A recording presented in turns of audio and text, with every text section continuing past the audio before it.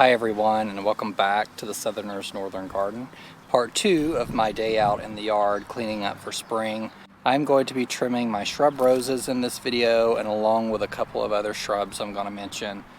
So shrub roses are the roses that get 3 to 5 foot tall.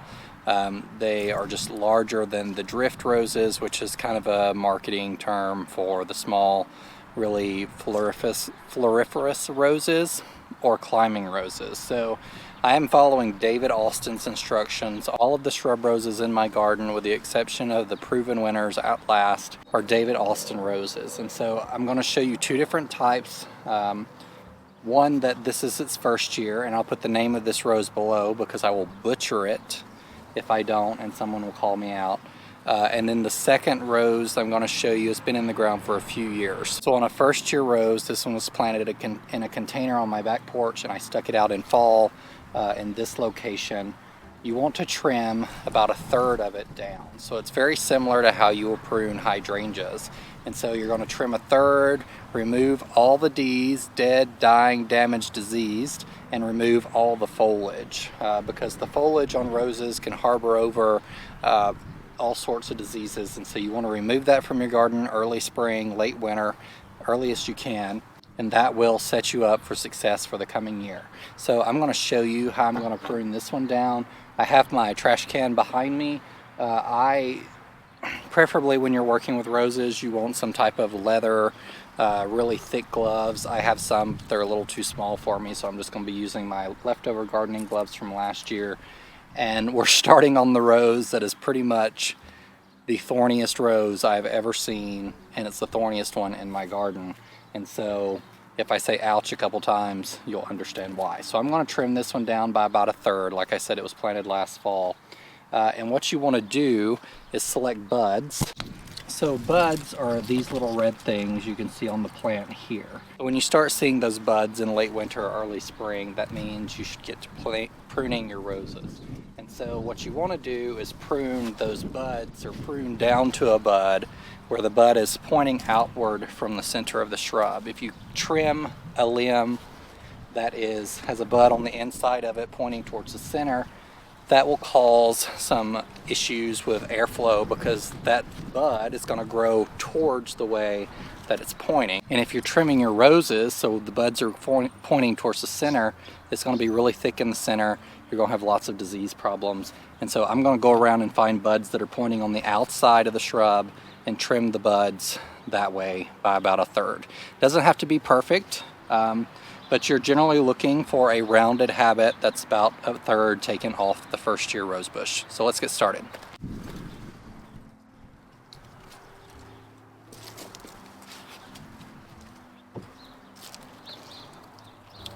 Once again, I'm looking for that outward facing bud.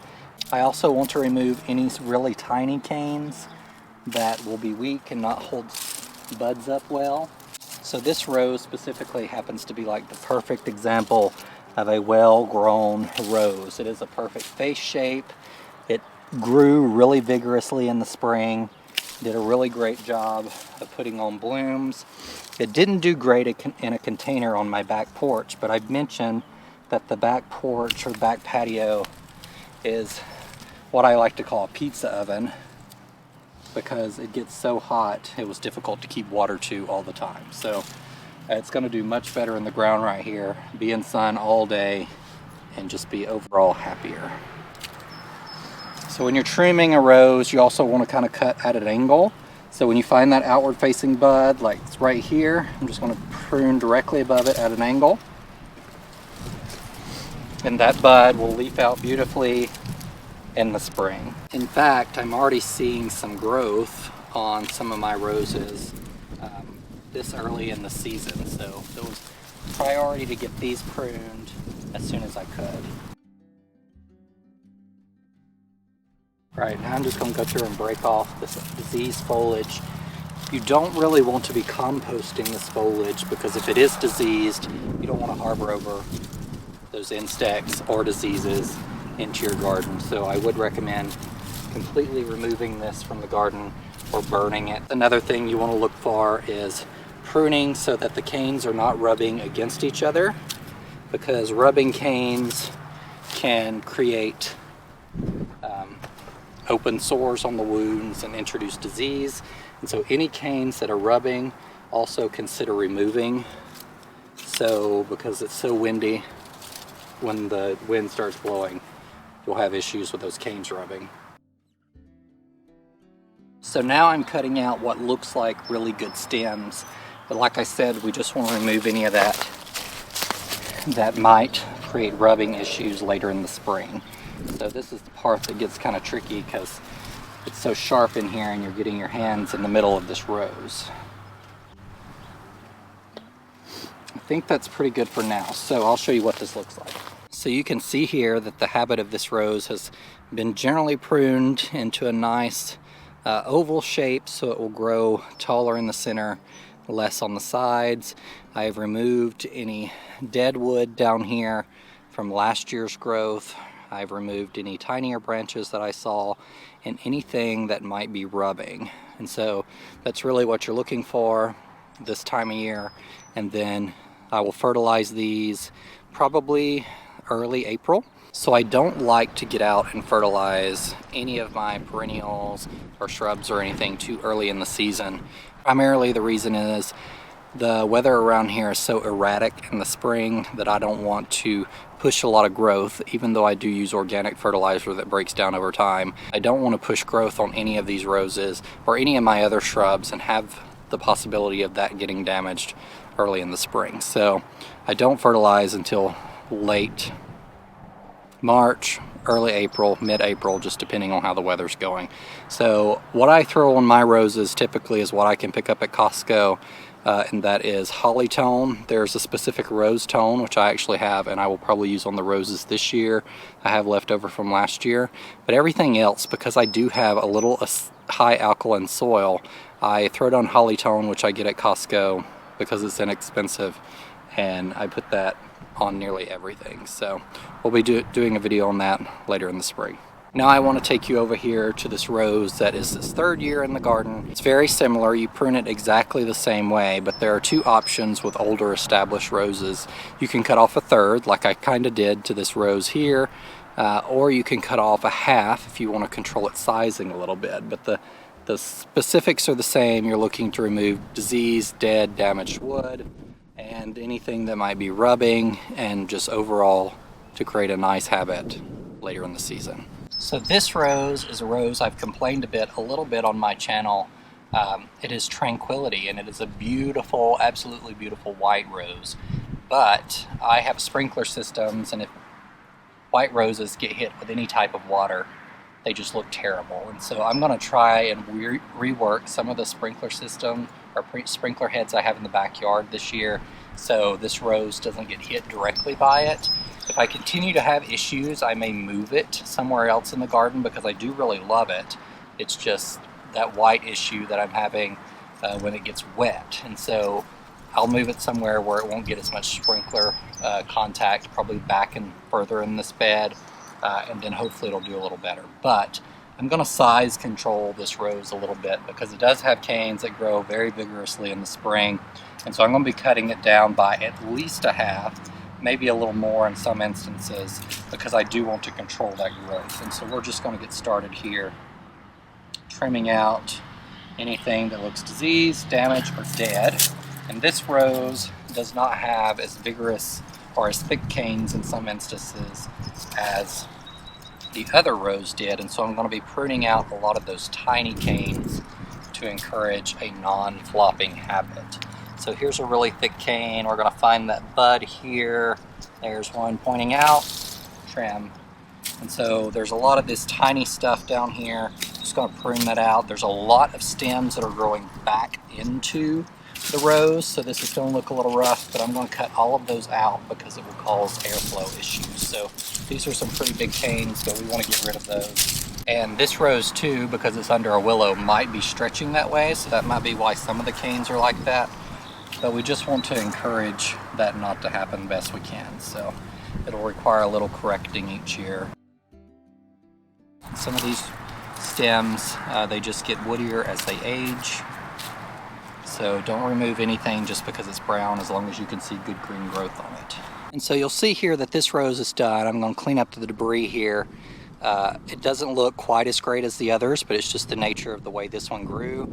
And I don't want to remove this really big stem here because of that. Now for your drift roses, or the roses that stay really low to the ground and are really floriferous, you don't necessarily have to prune them at all. You should still do the disease, dying, dead branches.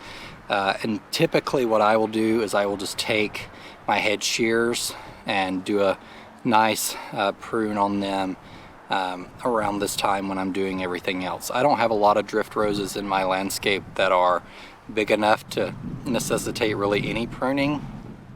So I have a few up front that I may do that too, but it won't be but a few inches that I'll trim off of them, because a lot of them that I have stay really small. So the last thing I wanted to show you on this video is pruning proudberry coralberry. Some of these shrubs are also called snowberries. As you know, it is one of my most favorite shrubs in my landscape. It is very vigorous. It produces those beautiful coral pink berries that I like to use in arrangements in the late summer and fall. And it is, if you want something to hedge an area with, it would be a great selection because it is so vigorous. So the shrub I'm about to show you is only 2 years old. I bought it from a tiny 3.5 inch container in 2020, and so it's had 2 full seasons in the garden, but it's not much bigger this year than it was last year, and that tells you that it grew substantially just its first year. So they're really vigorous and they're really to take care of. There's no specific pruning that you have to do. All you do is take your hedge trimmer and trim it off 6 to 8 inches from the ground every spring, late winter.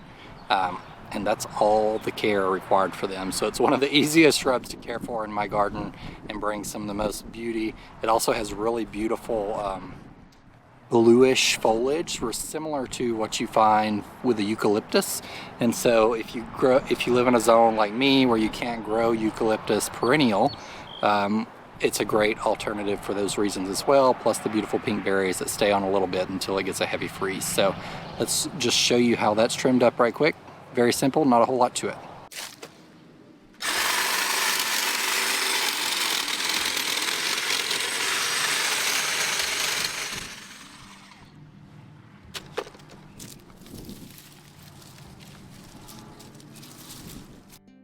And that is really it. There's not a whole lot to it, like I said. Really simple. You can see all these fresh green right here, and it will just produce a ton of foliage for me in the next month or two and be a beautiful 3 to 4 foot tall and wide shrub in a matter of no time. The last thing I want to do with y'all today is plant some poppy seeds. So I have not had great success with poppies. I tried to sow some 2 years ago. They never came up. Last winter I winter sowed them in jugs. They came up great, but when I transplanted them, they died. So poppies don't transplant very well, just so you know. So this year I've got to be a little more deliberate of where I'm going to plant them. I mulch really heavily. All of this backyard has fresh mulch in it, and so I'm going to scratch the mulch away a little bit, but if you'll remember, I also put down cardboard or painter's paper under this mulch to kill off the grass in all these grass areas. And so that might be a little challenge as well for these poppies to germinate and reach soil. So we're just going to try a little bit in some spaces. I'm going to scratch around to see if I can find any good locations. Poppies I did grow successfully a few years ago. I can't remember if I grew those from seed or actually picked them up, but I had them in a part sun location. It wasn't a great sunny location, and so they bloomed pretty poorly for me, didn't stand up straight very well, and looked very weedy to me. And so I've said that before, that the poppy foliage looks kind of weedy. It looks very thistly to me, and so it's not something that I love the foliage on, but the flowers are really beautiful. And so I'm going to give it a try again this year, and if we have success, great. If we don't, then I will try again until I run out of seeds, and then I won't buy any more. So let's see if we can go around the garden and find a location that might be a good spot for them. I have some ideas, but I'm not completely sure yet. So I think right here, next to this hydrangea that I have where I was cleaning up perennials earlier and all my daylilies are, will be a pretty good location. So I'm going to scratch around right here, mainly because anything on this side was put cardboard under and was new, and this bed is 2 years old, and so there won't be any cardboard right here. And this mulch that's been here is really nicely and broken down. So I'm going to spread, there's a daylily right here. That's what all these labels come in handy for. So there's a daylily right here behind me. So I think these will pair nicely behind these daylilies. So I'm going to scratch around on the surface a little bit. And I have several different varieties here. I'm going to find a couple places to put them. But the one I'm most interested in is this bread seed poppy called Pink Peony. And so I do have some peonies over there. They don't do really great. I'm going to be adding a couple more to my garden. But I am just going to spread some of these seeds and just shake them out, because these need some winter cold period to germinate, and it's a little late probably to be doing this, but we're going to give it a try. And I'm just going to slowly scratch those into the surface a little bit.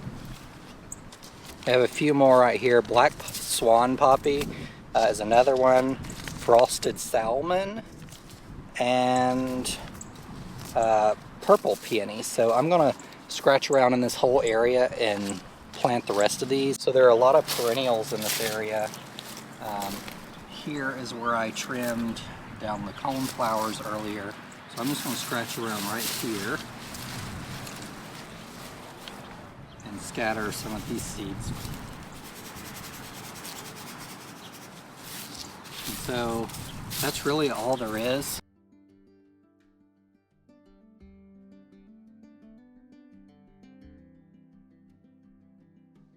So we're going to share the love and plant some poppies over here next to the fence. I can't get too close because I did run that landscape fabric under it, but there's some nice soil and mulch that is broken down directly in front of that, right next to this lilac that I put in, baby lilac. So I'm going to spread a few of these seeds right here and just cover them up a little bit with mulch. And on the other side here, next to the black swan poppies, I'm going to plant some black hollyhocks in a row and see how those do. I have a lot of seeds, so may have to thin some. I'm going to spread them out a little bit. Poke them down in the ground.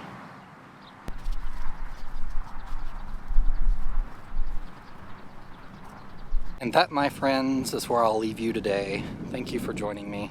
And remember, in a world full of hate, be a light. Take care, everyone. Bye.